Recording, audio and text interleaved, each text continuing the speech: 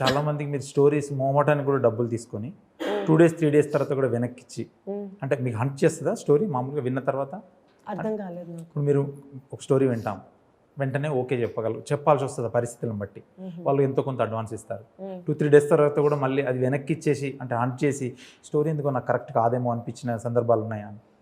So నేను తెలిసిన వాళ్ళకి తెలుసు, నేను కొంచెం వెంటనే ఎస్ చెప్పను దేనికి. నేను నా టైం తీసుకుంటే ఎంత కంగారు పెట్టినా సరే, లేదు వెంటనే టైం అయిపోతుందంటే నో ప్రాబ్లం. దాన్ని అంత కంగారుగా నేను డెసిషన్ తీసుకోనండి.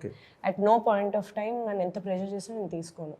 సినిమా పోయినా పర్లేదు కానీ అంత కంగారు పెడితే నేను చేయలేను. ఎందుకంటే నాకు టైం కావాలి, నేను అది చదవాలి, నేను అది అబ్జర్వ్ చేసుకోవాలి, నాకు అది ఒక అండర్స్టాండింగ్ ఉండాలి నాకు ఆ స్క్రిప్ట్ మీద.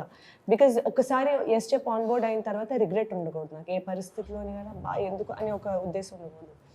ఒక్కసారి నా కెరియర్ మొత్తంలో ఒకసారి అలా ఎక్కువ టైం తీసుకోకుండా చాలా ప్రెషర్ మీద ఒకసారి చెప్పాను అలాగా. But next couple of days మాత్రం చాలా ఆలోచించి అది కరెక్ట్ కాదు నాకు, అంటే నేను ఆ పాత్ర కరెక్ట్ కాదు అనే ఒక ఉద్దేశంతో అబద్ధం ఏం చెప్పకుండా నిజంగానే అంటే డేట్లు ఇవి అవని చెప్తారు జనరలీ అని విన్నాను నేను.